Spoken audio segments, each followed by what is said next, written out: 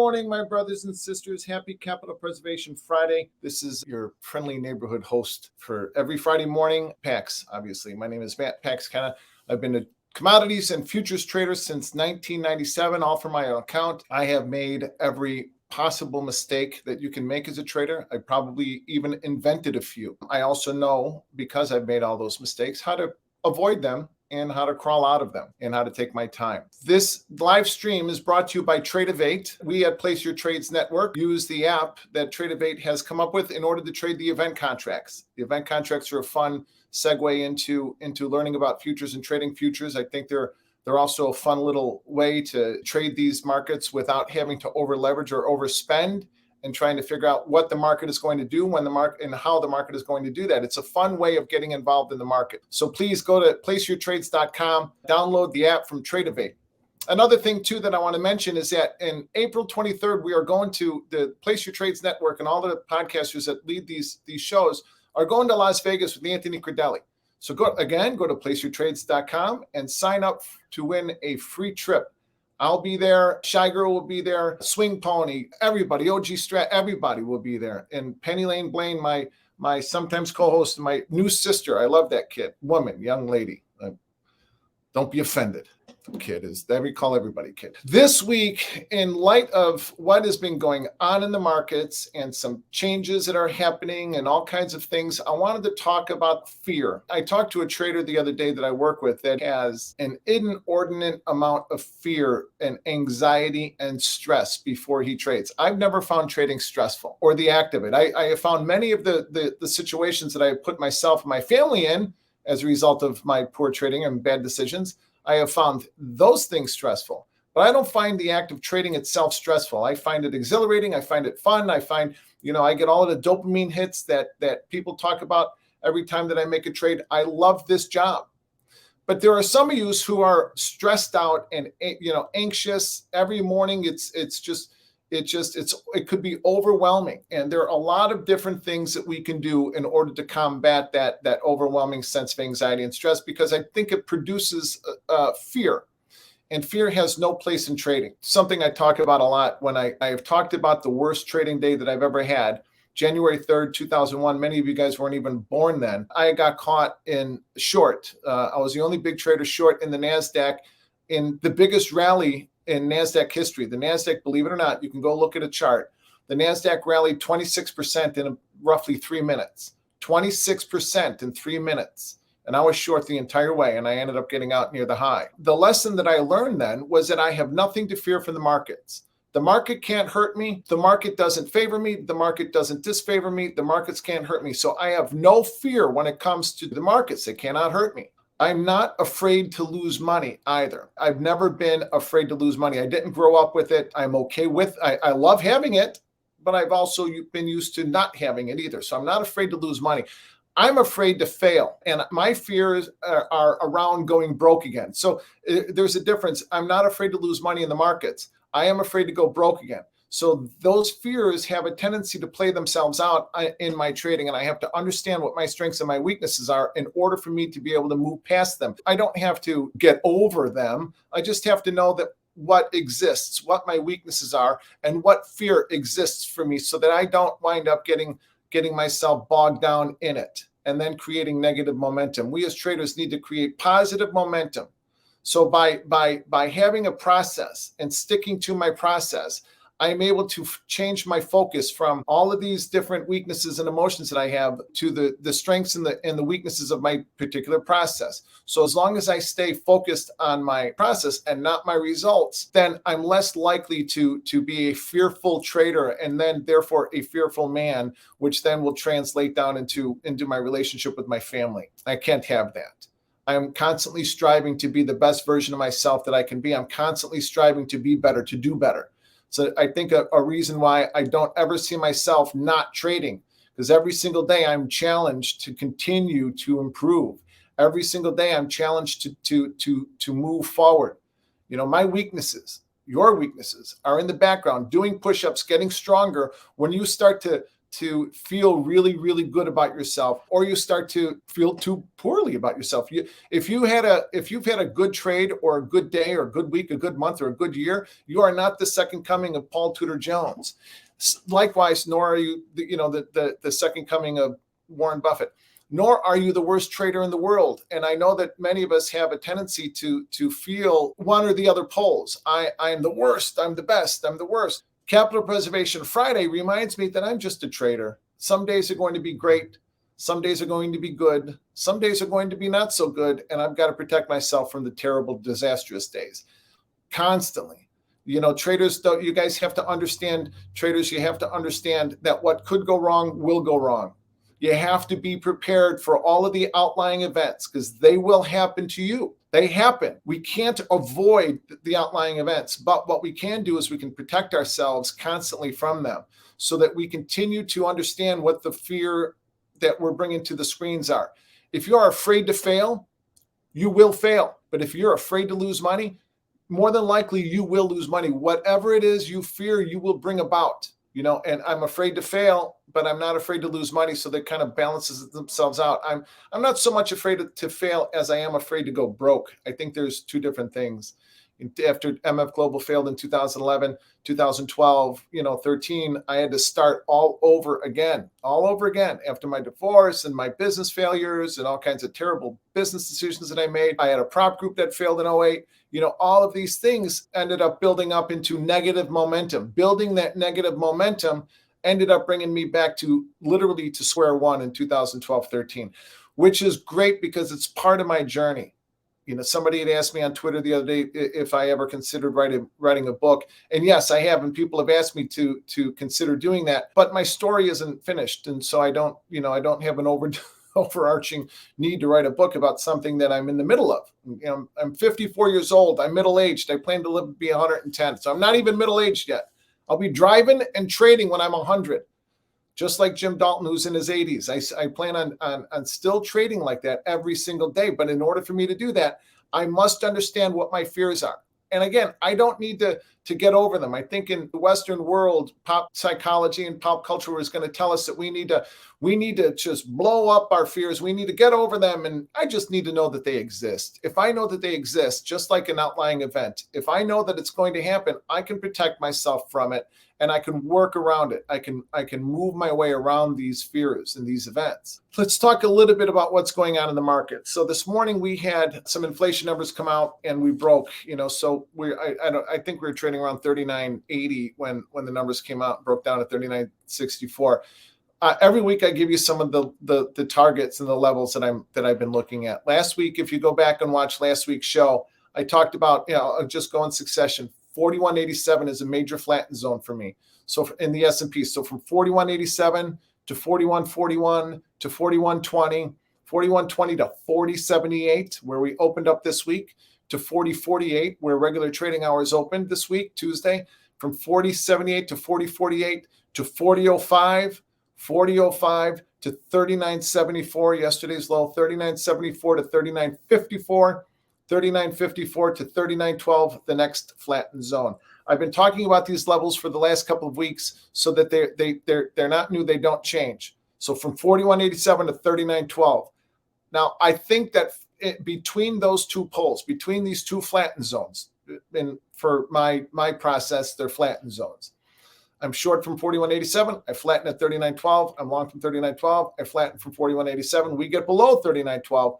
Then I'm going to be, I'll be short because underneath 38.71, I think the market is going to be a little bit better to trade. There'll be better positive momentum. Remember, we need to build positive momentum in our lives by constantly striving to be better, but we also need to build positive momentum in our trading. One trade at a time, constantly keeping it one trade at a time. If we do that, if I take it, for me, I take it what I call a 2x4. If I take it 1 2x4 at a time, I am more likely to be profitable. 90% of all traders fail. And out of those 90%, that 10% that don't fail, most of them break even. There's 1 to 3% of traders that make enough money to be able to live and thrive on. Why would I want to think like 90% of traders? If 90% of traders fail, why do I want to think and act like them? I don't. So every single morning, I build positive momentum in my routine, in my day, so that by the time the markets open, I've already got a number of accomplishments under my belt. I've made my bed, I've prayed or meditated, I've done a little bit of yoga, I've adjusted my trading plan and my targets. I've looked at the news and I've prepared myself for the day, and I've seen what the markets have done overnight, and I'm prepared for what the market can do and will do during the day, either on the upside or the downside. I am confident because I've stuck to my morning routine. I am very, very confident that I am going to be a profitable trader. It doesn't guarantee it, because remember, most of us fail, and there's many, many reasons why most of us fail. Keep your trading simple. Simplify your life and stick to a routine so that you know whether you're what I call CCFF. You know whether or not you are confident, carefree, fearless, and focused. CCFF, confident, carefree, fearless, and focused. I am every day confident that I'm going to be profitable. It doesn't work out that way all the time, obviously. Nobody does. But I am confident that I'm going to overcome my weaknesses. I'm confident that I'm going to work around my fears and protect myself from them. And I'm confident that I'm going to be able to take money from the market. My mom used to say, or my dad used to say, you know, what do you think, I have a money tree in the yard? That's my money tree right here. This is a money tree. My screens. It's a money tree. All I have to do is go pick some money off that every single day by sticking to my routine, which become habits, and by keeping my trading simple and understandable, so that, and repeatable and scalable. Oh, my brothers and sisters, let me say this again. Trading is not about how many trades you catch or how many wiggles you catch. Trading is not about how many back and forth, scalps you catch. It's not about that. Long-term profitable trading is more about how you go big, go small, or not at all, how you increase your size, decrease your size, and how you decide not to trade. If you are feeling fearful, you are feeling stressed, cut your size or don't trade at all. Work your way into a rhythm, work your way into seeing the market in a simplistic way again, so that you can go ahead and you can peel some money out of the market. You can go to your money tree and you can pull some off. Some days are going to be more than others. Some days are going to be expenses, or, most of you guys would say loss. I call them business expenses. I spend money in the market to make money. And that all of these things help me to overcome my fear. Keeping to my routine helped me to understand them, and I'm going to then continue to build positive momentum. Those of you who are consistently profitable need to learn how. Remember, I've talked about this all the time too. There's only two parts to every trade: managing your risk and managing your profit. Traders who consistently lose money never learn how to manage their risk. Traders who start to break even, they learn how to manage their risk, but they don't learn how to manage their profit. Traders that are consistently profitable learn how to manage risk and learn how to manage profit. Traders that are ultimately profitable, that make anywhere between $500,000 to $1 million a year or more, those traders learn how to manage risk, manage profit, but also to exploit their profit, to use it, to make more. And it takes time. There's a real progression to learning how to be a profitable trader. Nobody's going to open up a computer and just continue to do it. A lot of those GameStop traders that came in and traded the meme stocks made a ton of money, or a lot of traders that came in and traded cryptos made a ton of money, but the majority of them gave it back eventually because they didn't have a routine to stick to. They didn't understand what their fears and their strengths are and their weaknesses are. Their weaknesses were doing push-ups in the background, getting stronger, waiting for them to take their eye off the ball. Take their eye off whatever got them that success that they had succeeded at. So understand what these things are so that you can protect yourself from these outlying events, and you can protect yourself from your weaknesses. You can protect yourself from your fears. All right, in the S&P today, I'm going to, again, like I said last week, I say it every week, whether I'm with Penny or by myself, in the Place Your Trades chat on our website, I'll put in, different thoughts, and all of us do. Shy Girl, myself, Blaine, OG, Swing Pony, everybody will not only talk about their picks, but we'll also talk about what we see going on in the market. So go to the Place Your Trades website and sign up, put your information, it's free, put your information in and join the chat. It's really kind of interesting. So the S&P is under 40.05. It's under 39.74. We're going to open under 39.74. So the next target is going to be 39.54. And then under 39.54, we trade down to 39.12. Okay. So as long as we are under these levels, I'm looking at it from the short side. So I will take, let me see what the strikes are. The nose under, not many strikes, do we? So I'll take the nose under, certainly underneath 39.5 for sure, but that's $7. They're a little expensive. I'll check back after the open of the market to see if the strikes tighten up, or see if maybe because I'm sharing my screens and I've got it could be a little fakakta here, could be a little screwed up. What don't we fade, my brothers and sisters? What don't we fade? We don't fade a late day Friday move.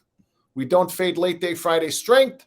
We don't fade late day Friday weakness. If we open up this morning and we start to trail lower, we stay underneath 39.74, we stay under the opening range, we target down to 39.54, I'll be taking profit on my shorts. If I miss the opening range trade, I'll get short underneath 39.54. In the event contracts, I'll be looking to take these lower strikes, okay? The nose on them. Because late in the day on a Friday, we can really start to trail off. We can really start to sell off. Don't fade a late day Friday move. Don't fade late day Friday strength, and don't fade late day Friday weakness. Now, the NASDAQ to me is very interesting. We've got the 200-day moving averages coming up at 11,940 roughly. So the NASDAQ is going to have a difficult time getting underneath that 11,950 strike. But once we get under 11,009.5, actually 11,940, then the NASDAQ is back being in big trouble. I use moving averages for a reference. I'm not going to use moving averages to take trades at. I might use that if it matches up with my daily targets, the way that I do my technical work in a proprietary fashion. I will use those levels to maybe increase some size, certainly take profit at, but normally I'm not going to institute or initiate trades at these levels. But the NASDAQ is going to certainly would take the nose underneath 11,900 for $6.50. We need to get below that 200-day moving average at 11,940. And if we do, 11,900 is certainly in the mix. Let's take a look at crude, because crude has been a really, really interesting trade. There's some talk about crude coming into a kind of a floor in the $70 to $72 range. Crude is where we trade in crude is at 75.60. So 75.50 is a major target for me. 75.50, 73.50. So crude has stopped at these levels and held. So I'm more inclined to take the yeses above $76, and even the yeses in crude above 76.5. So crude is right in its opening range. Okay, so that's interesting. $75.47 is the bottom of the opening range. $75.64 is the top. So I want to be long right here at 75. Oh, shit. No, we're underneath it. I want to be short now. All right. Now crude is starting to break. We're underneath the opening range solidly. I'll take the nose for $5 underneath $74. I think the markets are very interesting. I tweeted yesterday about the zero DTE and how the zero DTE options are starting to add to liquidity, trying to get a better grasp and understanding of it. But what I can tell you emphatically is that I am not going to change the way that I trade because there's some added volume to the market, just trying to understand what that is. I'm going to continue to be long above the opening range and short below it. Yesterday, the opening range in the S&P the bottom of it was 40.24. So we're short to 40.24, and my downside target was 39.74. So we take profit down there. As the market holds and we start to come back up, we end up flattening up above 39.90 or above 40.05 certainly, and then get long above there. So the market has given us really, really good trades, really, really good range trades. And the S&P, the NASDAQ, the indices are in a range trade. It's all about the bonds right now. The 30-year bond, the bonds and the notes. The 30-year bond is at 124 even. The 30-year bond is trading at lows of going back to the lows of certainly December. I'd have to look at a chart, but maybe even October. The last time that the bonds are trading underneath 124.11, underneath 124.11, the S&P was trading in the 37.38 handle. So 37.38. So the S&P still has a lot of catch up to do if we still continue to break lower. And again, like I said earlier, I think that the S&P trades in a range between 39.12 and 41.87, and that range is not going to necessarily be very, very easy for momentum breakout traders. So take the money when you have it. Don't look for home runs. Take those base hits. Consistently build positive momentum. Building positive momentum will help you stave off the fear that you have of failure, to fear of whatever. One of the things that I wanted to talk about too is that Anthony had asked me in the first podcast I did with him what the most difficult thing that I had to overcome as a trader was. And without missing a beat, I said success. I didn't know how to be successful. I didn't know how to be a wealthy man. I didn't know what that meant. I didn't know what it looked like. So I was afraid of success. I needed to learn how to be success because I feared it. I didn't know what that meant for me, my family, for, all of those things. Understand what your fears are. Understand how they play into your trading. Understand that most of your fears are unfounded. Understand also that whatever it is that you're afraid of, whatever it is you fear, if you give it too much energy and you take your eye off of it, you will manifest it in your life. Be careful. Be wary. Be alert. Be awake. Know that there is a God and you're not it. You don't have to control every situation. You can't control every situation, especially as a trader. It looks like we're going to open up on our lows. That doesn't preclude me from taking a short underneath the opening range, the overnight lows. I am going to trade my opening range. I am going to keep my trading simple, and I'm going to protect myself from whatever negativity that the markets can cause in my life. I will protect myself from them because they can't hurt me. Only I can. I am in control of my trading. My trading is not in control of me. My brothers and sisters, have a wonderful weekend. I wish you all peace. I wish you all joy in this crazy time. I wish you all happiness in this crazy time, and I wish you all health. The world is ablaze, so to speak. But we are here on Capital Preservation Friday. We are here together, and we will continue to move forward together. We will continue to build positive momentum. So God bless you. God be with you, and God bless you. Have a wonderful and blessed weekend.